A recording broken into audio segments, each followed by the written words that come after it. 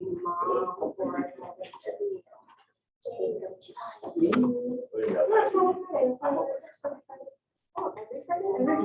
every Friday. Supposedly, but no one ever does it with me. I just do it with all the world. I'll join you next Friday. The weather is nice. It's pretty nice still, no overcast, but when I was walking over here, it was nice and sunny and cool. I think it's for one, no nose. Yeah, I heard this stuff. Friday goes with the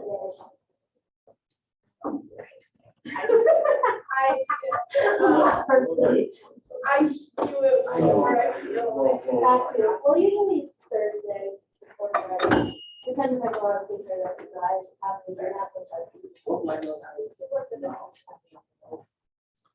I mean, you can listen to everything. Each job, it's fun. It just feels weird. You just know like conversation. Exactly. What color is my notes? Well, what did you do last time? Last one had purple.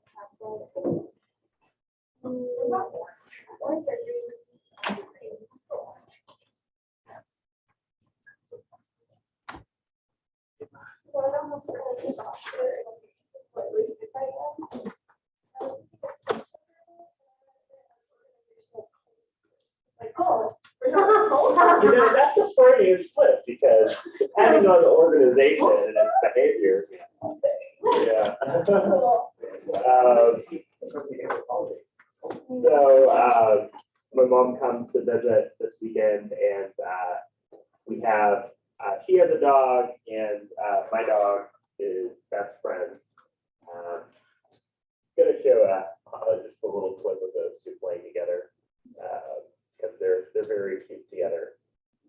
But they've been like crashing through the walls and stumping around on the floor and just being incredibly loud and fun.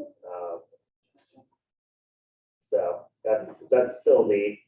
My dog's the great Silverwood, and that's Fergus, my mom's dog. So they've been having some fun.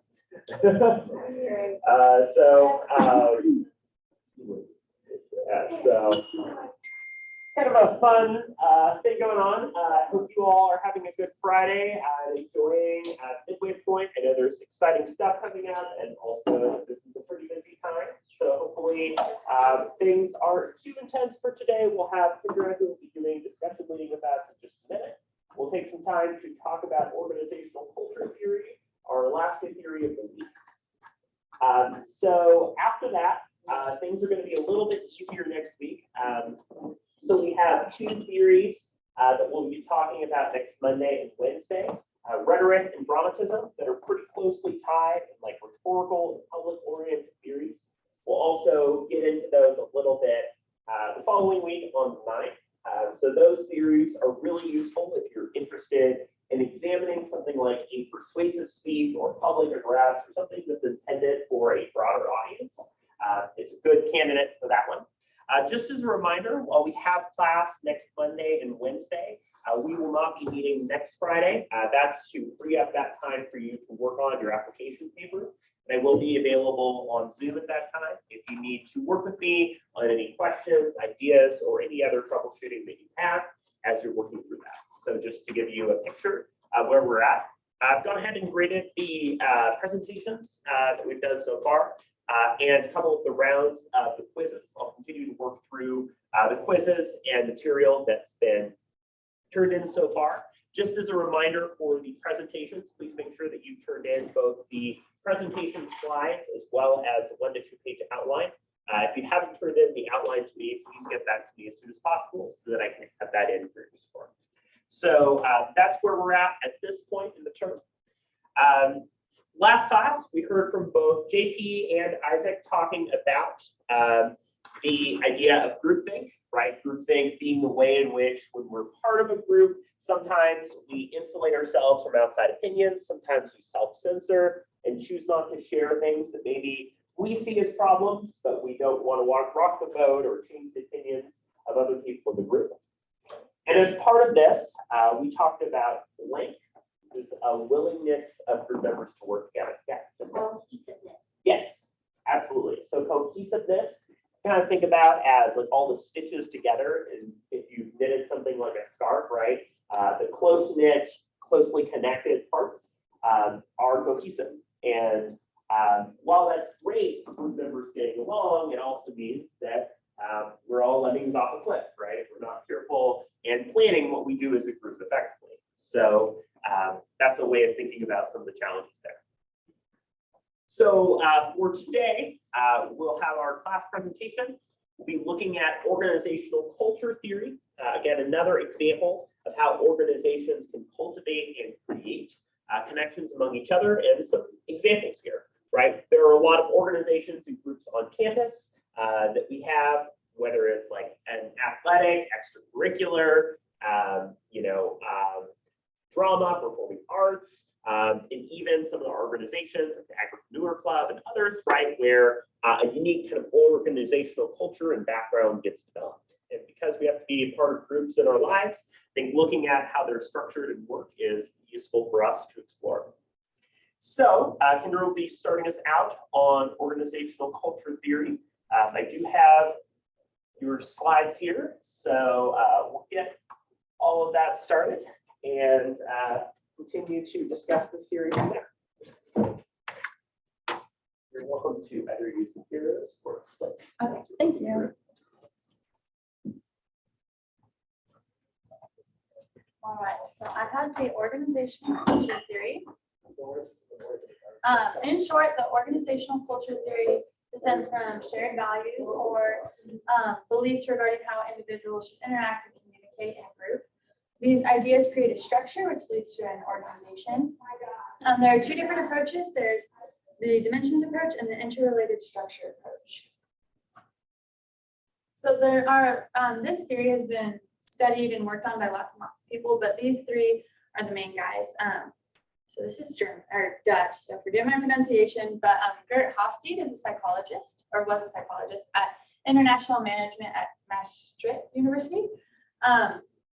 Edgar Scheene was a professor at MIT, and Charles Handy was an author specializing in behavioral management. All right, so the dimensions approach there, each of those three men worked on one of these approaches. So Hofstede had 6 different dimensions. The first, power distance, referred to the degree of control a superior has and how difficult it is for someone in an inferior position to contradict them. Next was the uncertainty avoidance, which is the company's comfort level with risk taking. And then individualism versus collectivism. I'm kind of referring to Wednesday. It's basically the difference between independent thought and group thinking, which will come up again. And then masculinity versus femininity is how each company or work group defines what's a masculine trait and what's a feminine trait. For example, maybe cutthroat is grouped in with more masculine thinking versus compassion is a more feminine term. Next, long-term orientation. How far out does this organization strategize, or how much are they planning for the future? And his final dimension was indulgence versus restraint, which involves finances. So what type of ease does this company have, and how much money are they spending? Scheene had 3 dimensions. These ones, I liked his approach the best because it's more physical. So artifacts refers to the actual setup in this room. So like in this room, everyone's facing forward, it's pretty uniform. Then next, values. So what is that? Company or work groups shared values, and they're generally stated. And then assumptions are similar to the groupthink or spiral of science theory, meaning that individuals will typically do what they think the group wants versus acting on their own independent thought. And author Charles Handy had 4 different approaches, and these are kind of what describing how these dimensions can manifest in a workplace. The first is power culture, in which the leader makes all of the decisions. They're generally pretty quick. There's not a lot of collaboration. Next is role culture, in which everyone has a specific job. They know what they're doing, and they're reporting to a supervisor. Task culture involves teams that are creative for problem solving. So unlike power culture, there's a lot of collaboration there. And the final culture is person culture. Saylor Academy compares this to a horizontal line in which everyone's pretty equal. The interrelated structure approach draws a linear map, and it basically takes all of those dimensions that were on the previous slide and shows how they're connected versus trying to put things in a box. Why does it matter? Understanding organizational culture is helpful for effective leadership and evaluating the priorities of the company.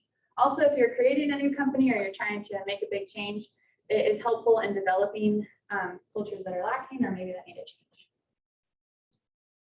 Some examples. Google is a really good example of a company with a lot of using the organizational culture theory. They have a lot of incentives, including like cash prizes and employee vacations and things like that.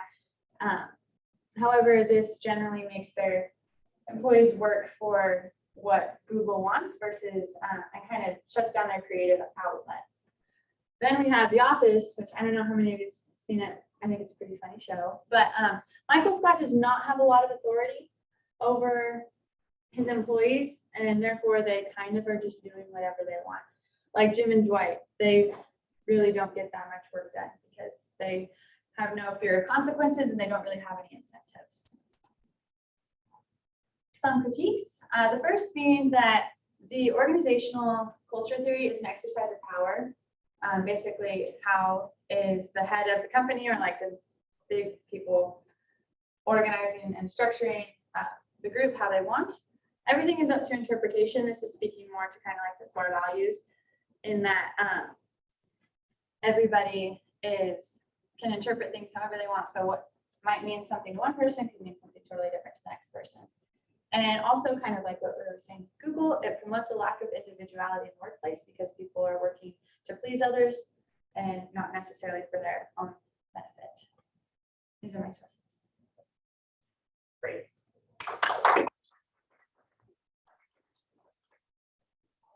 Here, I think you did a great job getting us started in thinking about organizational culture theory because not only do we see examples, whether they're like mediated through things like The Office or also through real life examples like Google, right? The structure, the norms, and so on of different organizations play a really big role here in how people participate in them, and how we develop a culture over time. I also like the way that you were breaking down some of the components of the theory, including some of the ways that we can measure and think about culture. Thank you. Yeah. So, as Kendra was hitting on, right, a lot of the ways that we measure and think about a culture are based on sort of defining different spectrums of variables, right? Individualism versus collectivism, power distance, and so on are all ways that we can think about what makes up the building blocks of a culture. So I want to spend some time today building off of the points that Kendra was offering here, and also to offer a little bit more about how we can go to study and make sense of another culture through the use of working communication. So this is a great theory if you're thinking about for your second presentation or for your second application paper in the course. If you're interested in looking at an organization or group, right, like Google, like Apple, like Valve, and so on, or if you're interested in examining how media depicts a culture or organization, right? So, for instance, The Office is one example. If you've seen the show Parks and Rec, right, that's another example of developing a culture within like a parks department, right? There's a lot of interesting ways that an organization might be established. And also a lot of changes that we've seen in organizations and their behavior under COVID, right?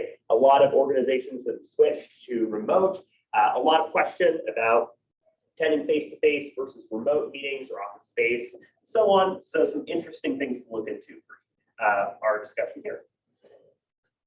So organizational culture theory, right, suggests that we need to take a cultural studies or cultural lens approach in order to understand how different organizations behave and act, right?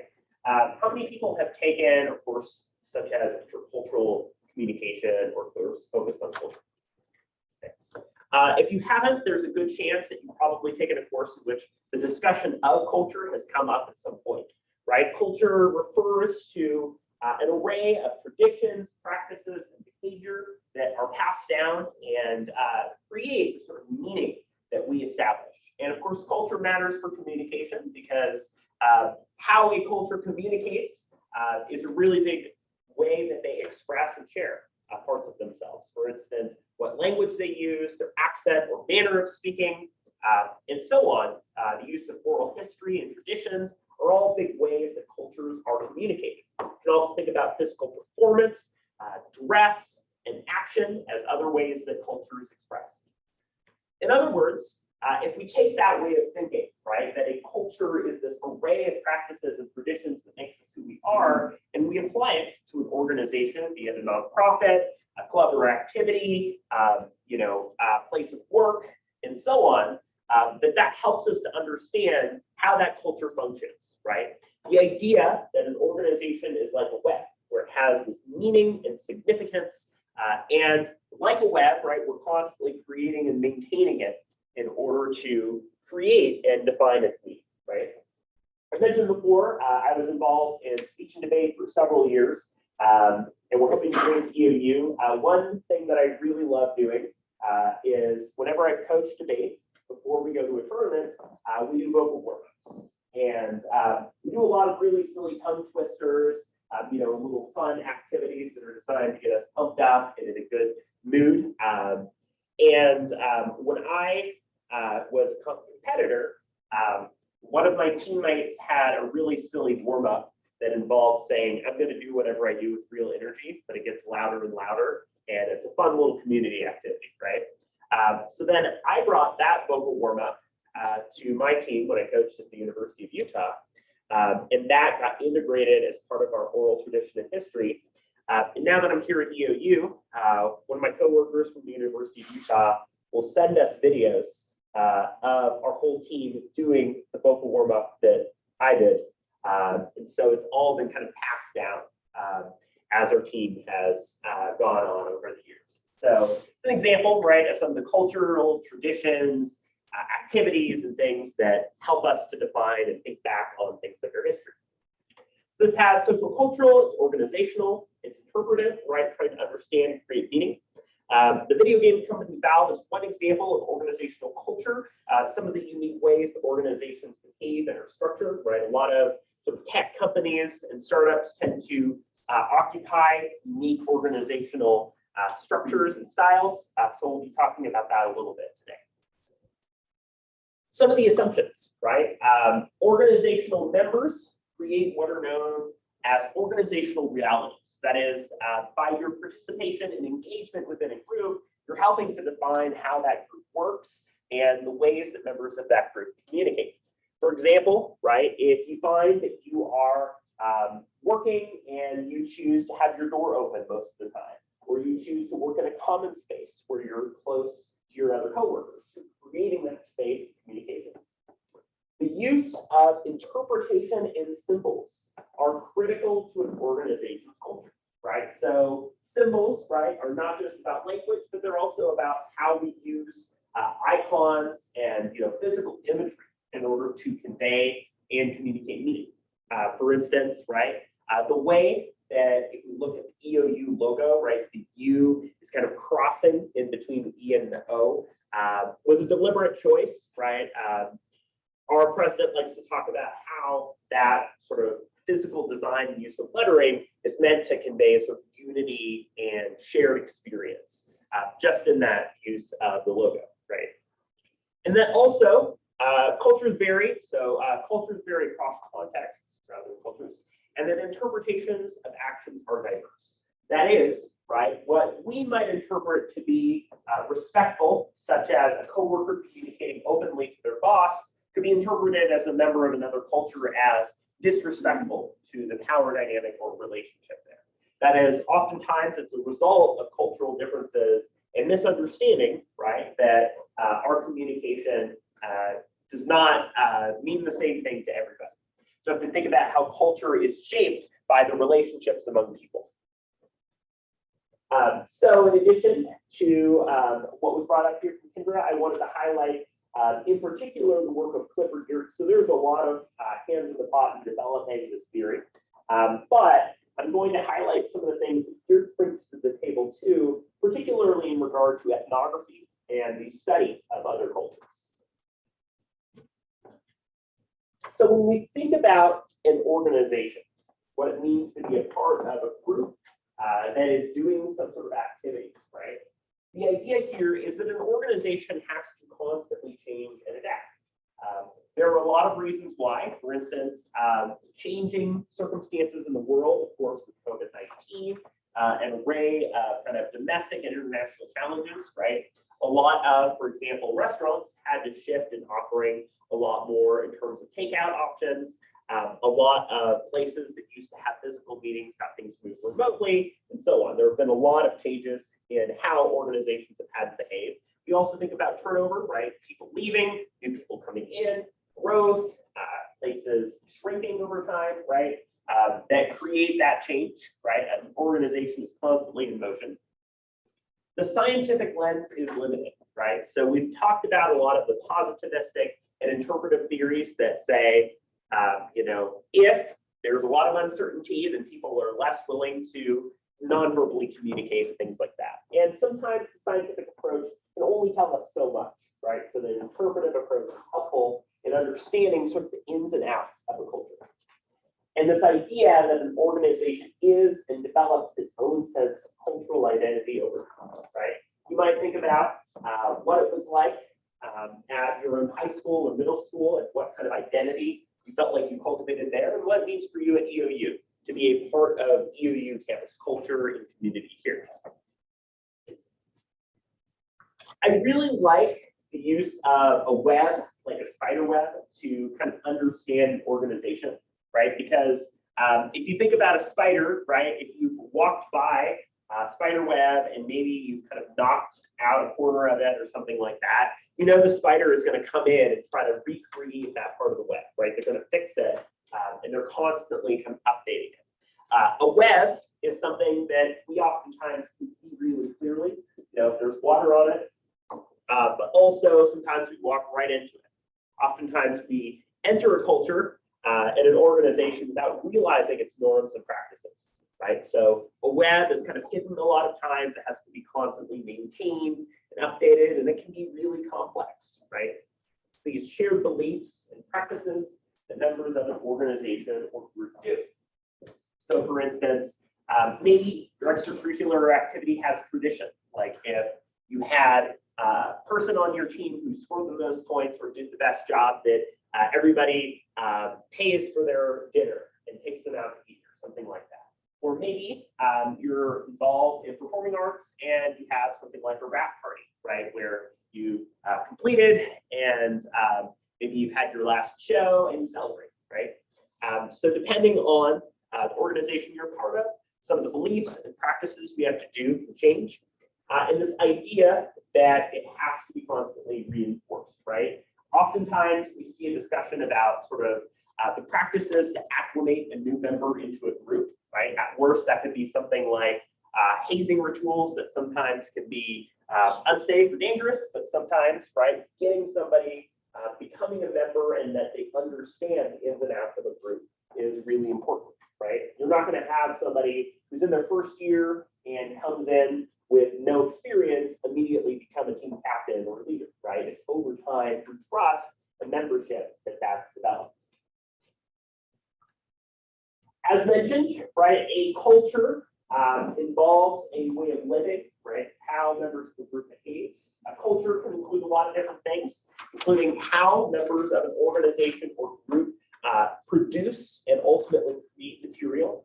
One way of thinking about this is if you're involved in something like a student group or study group on campus, how do you all work? Do you typically work on your own with your headphones on and have somebody there as an accountability buddy? Or are you actively talking and relating to members of the group as a way of staying on task? So how do you produce and complete tasks?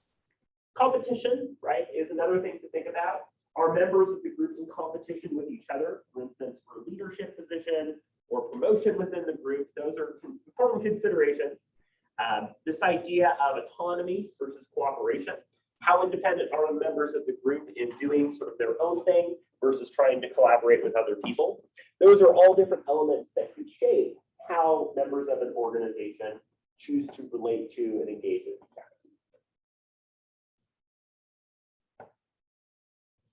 So if you think about and look at kind of the headlines on a front page of a major organization, whether it's a nonprofit or company, there's a good chance that the sort of values and beliefs, along with something like a company logo, are going to be front and center, right? They typically are going to outline some of the key things that they want somebody to know about them. Or you can think about something like a slogan, right? For instance, I think about the Nike swoosh and just do it, right? Or live strong when those silicone bracelets were really popular, right? The usage of little phrases like that to indicate and represent the values of a company or group are oftentimes really heavily used, right? To market a product, to communicate how an organization behaves. These use of symbols really impact what values and ideas an organization chooses to have. In fact, we've seen a lot of shifts in how organizations structure and use their logos or symbols, right? Oftentimes they're simplifying the design to make it clearer. And you can think about the idea that, thinking back to symbolic interactions theory, the idea that pi, right, is a really complicated symbol with 3.14159, et cetera, it gets distilled and simplified down to the pi symbol. And in the same way, there's usually a lot of context and history that goes into how organizations have created their sort of mission statement, they've created use of iconography, logos, design, and so on, and how that imagery can shape how other people understand and process that organization or group, right? For instance, when we've talked about sort of like the history of sports teams and the way that logos and imagery have been used there, right? We've seen a lot of controversy and discussion surrounding whether or not those things should change. At the University of Utah, one of the logos that's used at my old institution was a drum and feather, right? And there was controversy related to the sort of relationship between that and depiction of indigenous communities. One of the interesting things about that complicated relationship was that there were members of indigenous groups, including the Northern Ute tribe, who worked together to develop and work on that symbol, right? So it kind of depicts this relationship among indigenous groups in the university. So there are some ways in which the developing of symbols can definitely be contested. It can change over time. But thinking about a sort of history and context is really important. One of these ideas here that I think is a useful way of thinking about how we study and make sense of culture is what it means to figure out what a culture or group is and what it's doing. So one kind of way of doing this is to imagine what it would be like to be a fly on the wall, right? If you're an outsider who's becoming a member of a group or organization, what does it mean to participate within that organization? And what do you notice from the outside looking in? In my small group communication class, we give people the opportunity to observe a group they're not a part of and do something similar, right? Ethnography comes particularly from Clifford Geertz. It's a practice that's oftentimes used in a lot of different areas like anthropology, sociology, psychology, communication, performance studies, a lot of different areas, right? And it's this idea of really trying to go in and study how organizations behave and what they do. For instance, Geertz has a famous piece in which he traveled to Bali, where it was very popular and a really major cultural practice for members in Bali to do cockfighting, right? And they had like cockfighting tournaments. There was a lot of effort and work that went into training for cockfights, and it was also a very sort of had a lot of unwritten rules and expectations. To the outside person, somebody would think, well, that doesn't seem very humane, or it might seem a bit odd, right? But it was this very, very developed language and practice and way of doing that Geertz was able to report on and share. And that's an example, right, of doing ethnography. Another example that can be kind of fun is to take a moment to observe like a friend going to the grocery store, have them walk through and share with you what they're buying, what aisles they're going through, what order, how they're making decisions on what to get, right? That's an example of doing ethnography too. So qualitative studies, including organizations, qualitative study is about trying to understand and make sense of meaning and information in a very specific way, not necessarily about like quantitative or generalizable information, but just to try to understand something on its own terms. Performance, right, refers to the idea all the world's a stage. What we do every single day is performance. The clothes that we choose to wear, the way that we choose to communicate and speak to each other, the way that we occupy three-dimensional space, the way as things like social information processing theory have talked about, that we use online settings to bolster or convey a version of ourselves. Those are all elements of performance, right? An example, right, is several years ago, I actually went to the Bear Creek Salmon Festival, in which it was a sort of cultural celebration of the significance and importance of salmon to a lot of local ecosystems and communities, including a lot of indigenous communities in Oregon, right? So it's an example of how the sort of study of and analysis of cultural practices and traditions plays a really big role in how we communicate. So our passion, right, is one element of this. What are the issues or topics we're invested in? Social and political are big elements of how different cultures or groups engage in these kinds of issues. And the process of enculturation or becoming members of different cultures play a really big role here too in cultural membership and participation. So Kendra brought up some of the critiques here of the theory, and I do want to bring up a couple more to help us think about this in a little bit more detail. One thing to think about, right, is the question of whether or not you consider yourself to be an insider of culture. Oftentimes, when we're involved as part of a group, sometimes we can feel excluded or like we're not really in on the relationships, the jokes, and the things that are shared as a part of a culture group. In fact, if we think about the history of a lot of cultures in the United States, right, sometimes that exclusion was historically established.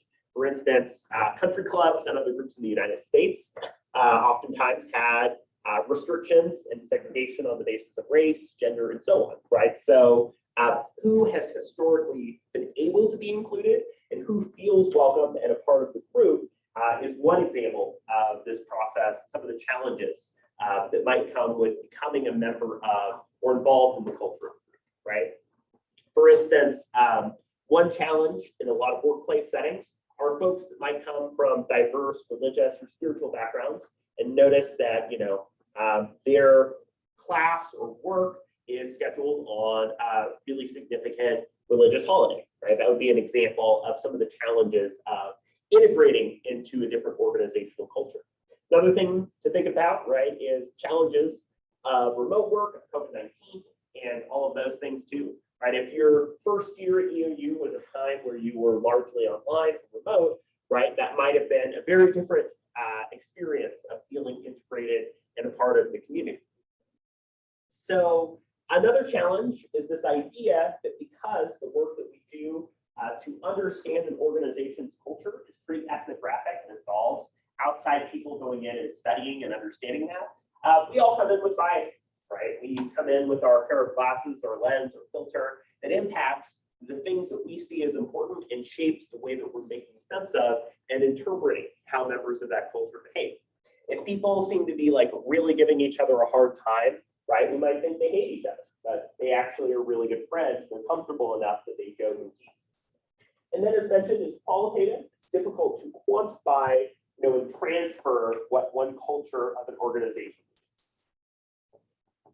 So to give you kind of another example here of organizational culture theory, I want to talk about Val, right? So if you have played some of the popular games such as Portal and Portal 2, Half-Life, and a bunch of other ones that they do, right? Those are kind of eccentric game company because as a developer, they don't really have managers, bosses, or a lot of the formal structure, right? Which has led to some really strange kind of processes for developing games, where sometimes they have a lot, or they'll have several years where they don't make anything.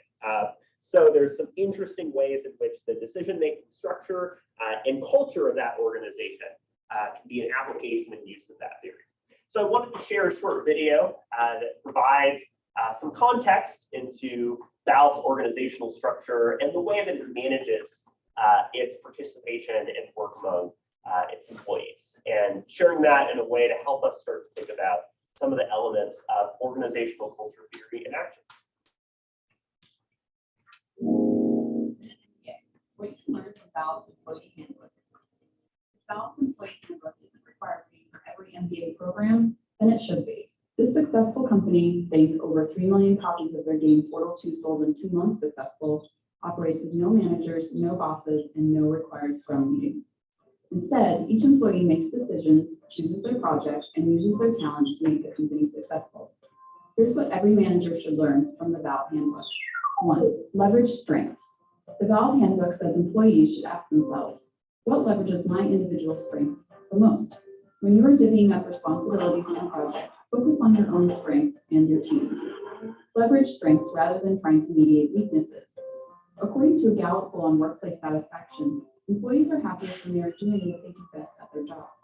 2, talk to people all the time. The Valve handbook says to find out what's going on, you should follow 4 steps. Talk to someone in meetings, talk to someone in the elevator, talk to someone in the kitchen, talk to someone in the bathroom. At your own company, don't wait to be recruited. Go out and find great projects for you and your team by talking to people in the company. 3, the best team structures happen organically. On the point of team leads, the Valve handbook says, project teams often have an internal structure that forms temporarily to suit the group's needs. Rather than always assigning project leaders, let your task team structure itself on its own. Unlikely leaders with new innovative ideas are more likely to pop up. 4, hiring is your most important choice. Reports vary, but a bad hire can easily cost your company tens of thousands of dollars. A bad hire is wasted training, and they will also bring down the rest of your team, killing productivity and profits. You're better off hiring contract workers for busy times and only hiring full-time when you find that perfect person. At Valve, the company handles all hiring decisions with the utmost attention, the handbook going as far as to say, hiring well is the most important thing in the universe. Nothing else comes close. So, right, in showing kind of the ideas here in this organization's handbook, it reflects some of the values and practices that they do to create organizational culture, particularly in regards to conversation, right? The idea that conversation can happen in a variety of contexts, not just a formal meeting, but also the kind of informal discussions and ways that people talk casually to each other.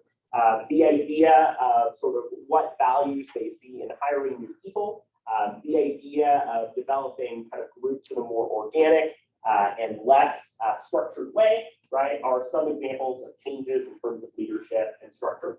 Another example, right, is Pixar, which actually has a lot of unique elements to the way that ideas are brought to the table. So, for instance, they will open up the opportunity for just about every employee to pitch an idea for a film, and they're sifting through hundreds of different ideas to come up with what they develop, right? So some of the ways in which an organization develops film culture and identity over time are examples of the values, documents, and guiding forces that shape their overall communication.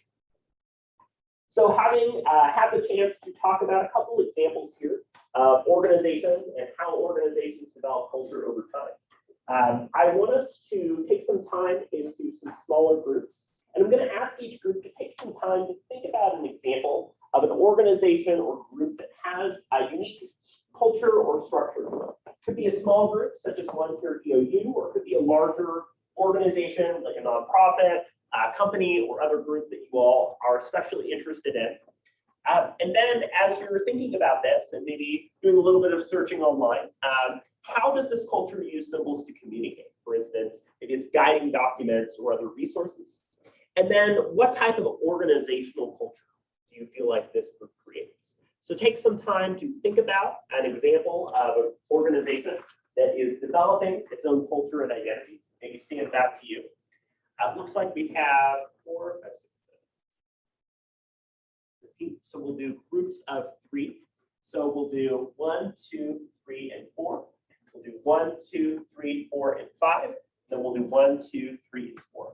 So take some time to chat together, come up with an example here of an organizational culture. And I'll have you take about 8 or 9 minutes on this.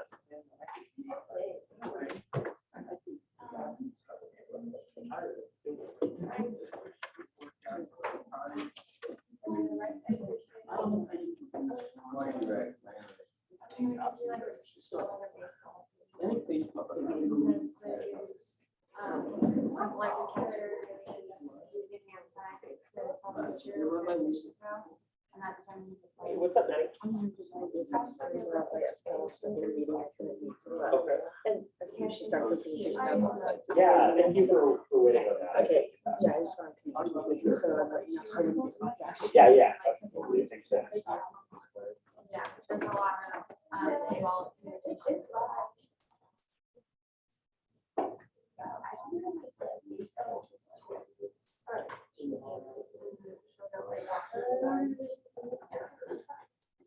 A lot of like, figured ideas.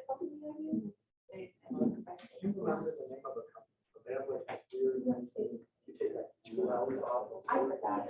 Sit like a big.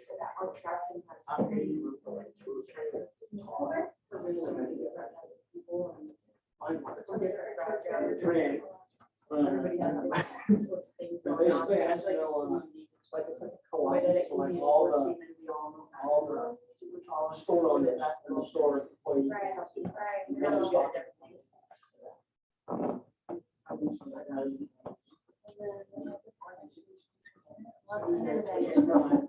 The coaches and the team owner. Like, everybody loves, but I'm like, So- I used to work with Basically, what happens, they don't really have managers, they don't have owners. relative, like, I'm working together. Every owner is an opposite. So it's a collaborative environment. But there's a lot of employees. Partially, so that they can actually make decisions. Having somebody there, and it was like, I'm working. You're not getting anything out of it. Yeah, guess what? You're wrong though, because this was not the size of the big example. Financial assets that follow that. Well, how do you know about it? The way it has shifted. You also can talk about the saxophone.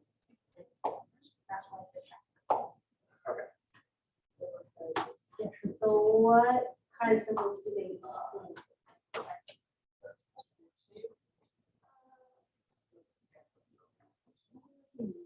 What do you mean by symbols? Symbols might involve the use of logos and like icons. Could also involve the use of like slogans, phrases, something like a handbook, like the primary like pieces of communication were related to that. Yeah.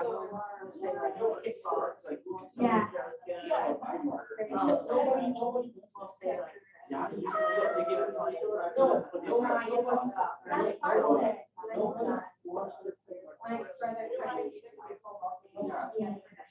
So you're. Okay, anyway, we got Something like that. that kind of thing. So like, I know what you mean, but I also. Isaac, you're. Yeah.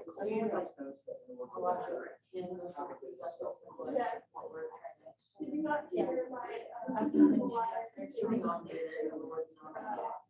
Right. I went, yeah. I think real hair. Isaac, you're. We use emojis and stuff, we use like the shoe and, No. like fire, like the little emoji. Your logo is virtually good. I don't. Yeah, we don't. Anything that. The stock. What is kind of essentially organizational ownership. culture is this? That's what stock is. Yeah, it's not essentially it is. Yeah, what type of organizational culture is this? Low power. Like a low corporation. And more low power. Low power.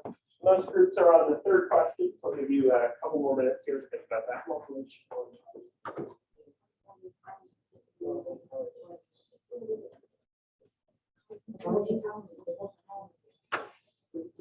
Productivity, competition, I feel like money, it is like, I think I'm gonna shift It creates a type of, hardworking environment where everybody can be good at They all speak different different things and still be valued just as much. all right.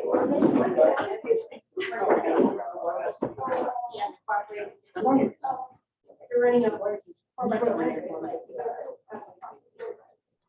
Like, I think it's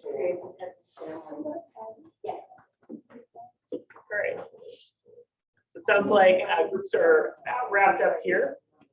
So I'd like to hear from each of these groups and talking about and sharing the examples that they've come up with.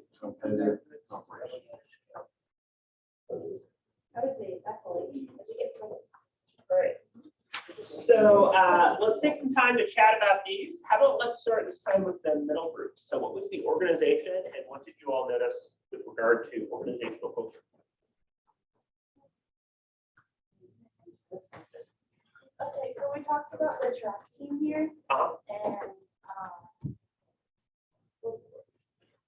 there of the structure of everyone coming from different places and being good at different things, but all being able to be good at those different things together. Right? Okay, cool. Making sure I'm summarizing this right. Yeah. How does the culture use symbolic? So I have a lot of different like catchphrases between people who are in the same event. Thank you. Like javelin, and then they have like the and then organizational culture, it was cooperative and Yeah. So using like catchphrases, inside jokes, symbols, and really quick and easy ways for members of the group to work together are some ways that culture can develop for sure. But here on this side. We said, for an example of an organization, structure, we said Bihorn, because the employees get stocks for working there, and they don't have actual owners, they don't have managers. Okay. And we said certain symbols we use to communicate is Bihorn cards, or even just the products they sell. Yeah. And then what type of organizational culture does this creates a low power type of organization. Yeah. So oftentimes, like the organizations are designed to reduce power distance to create the sort of managers and stock among a lot of different members of the group. So that can oftentimes reduce those divides, and also the use of certain symbols like advertising like a card, right, can be easy reminders or refreshers of people about the group and how that group works. And then how about here on this side? so we talked about baseball team and then for like the symbols to communicate, like the catcher and pitcher uses various signals to like communicate what type of pitch they should throw. And then we also said how other players within the field also use signs to communicate with each other, and also their logo and like colors represents and communicates like what team they are. And for number 3, we said that it's a collaborative environment with established leaders, so like the team members work together and the coaches lead, help, and teach. Yeah. Yeah. Again, in thinking about things like athletics, extracurriculars, and so on, right? Oftentimes there are these kind of unwritten rules and norms and standards through which members of the group understand that an outsider might be really confused and not know what any of that means, right? So developing that vocabulary involves how we use symbols to communicate, right? Symbols being use of language, sentences, phrases, visual imagery, and other things like that that help to make an organization work towards what it is. So, organizational group communication is one area I wanted to make sure that we get on for this class, since it's a big part of communication theory.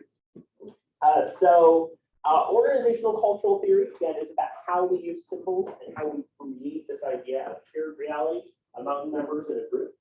We also took some time today to talk about ethnography, how we study through observation, the practices and behavior of different groups.